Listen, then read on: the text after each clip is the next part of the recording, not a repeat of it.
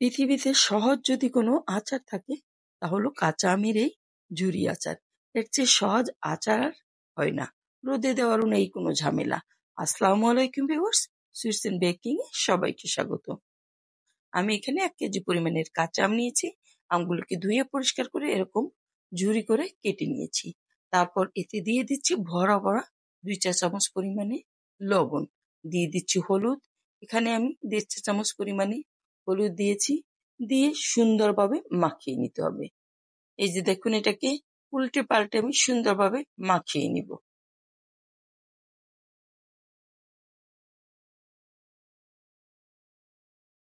মাখানো হয়ে গেছে, এখন আমি চলে যাচ্ছি অন্য প্রিপারেশনে।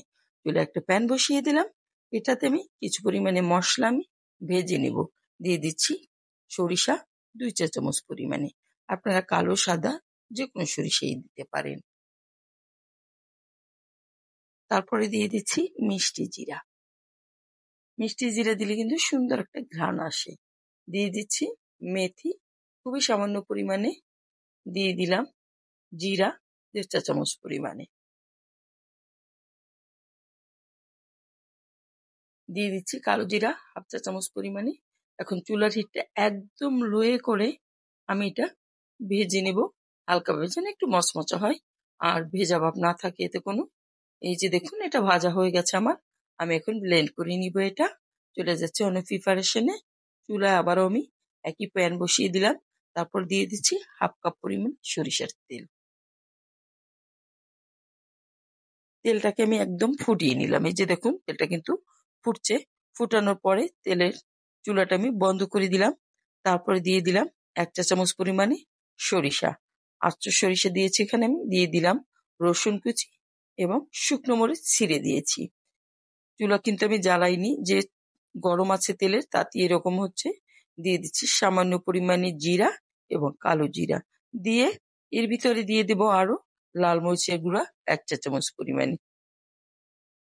এতে হবে কি, আচারটা হালকা ঝালও হবে আর সুন্দর একটা কালার হবে। দিয়ে দিলাম সামান্য পরিমাণে কাশ্মীরি চিলি পাউডার। সবকিছু দিয়ে আমি সুন্দরভাবে গরম তেলে মিক্স করে নিয়েছি। এ পর্যায়েও কিন্তু আমি চুলা জ্বালাইনি একদমই।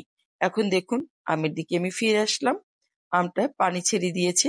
আমি পানিগুলো চিপে বের করে নিব, যেন আমের ভিতরে কোনো পানি না থাকে। এই যে দেখুন, হাত দিয়ে এরকম চেপে চেপে পানিগুলি বের করে নিতে হবে। একইভাবে আমি সম্পূর্ণ আমের পানি বের করে নিব।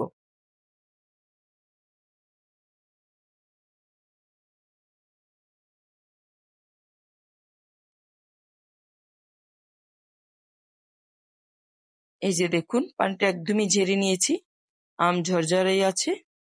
আর এতে আপনারা চাইলে কিছুটা ভিনেগার দিয়ে দিতে পারেন। আমি এখানে ভিনেগারটা ইউজ করিনি। দিয়ে দিলাম যে মশলাটা আমি তৈরি করেছিলাম তা। আর সম্পূর্ণটুকু তেলও আমি এর ভিতরে দিয়ে এখন সুন্দরভাবে মিক্স করে নিব। এটা এরকমই আপনারা বছর জুড়ে সংরক্ষণ করতে পারবেন, কোনো নষ্ট হবে না। আর এতে চাইলে আপনারা 1/4 কাপ পরিমাণে ভিনেগার ইউজ করতে পারেন। লবণই এটাকে ভালোভাবে প্রসেস করে দিয়েছে, যাতে নষ্ট হবে না। এখন আমি এই যে একটা কাচের কৌটো নিয়েছি, এতে আচারগুলিকে সুন্দরভাবে ভরে নিব। ভরে আপনাদেরকে দেখিয়ে দিব। আচারগুলি দিয়ে দিচ্ছি আমি। এখন তেল দিয়ে আচারটা ডুবিয়ে দিলাম। এই যে এরকম তেলে আচার ডুবানো থাকলে এই আচার কখনোই নষ্ট হবে না। তো তৈরি হয়ে গেল আমার কাঁচা আমের ঝুরি আচার। 10 মিনিটে খুবই সহজে তৈরি করে নিলাম। আশা করি রেসিপিটা অনেক বেশি ভালো লেগেছে। ভালো লাগলে বেশি বেশি শেয়ার করে দিবেন। সবাই অনেক বেশি ভালো থাকবেন। আল্লাহ হাফেজ।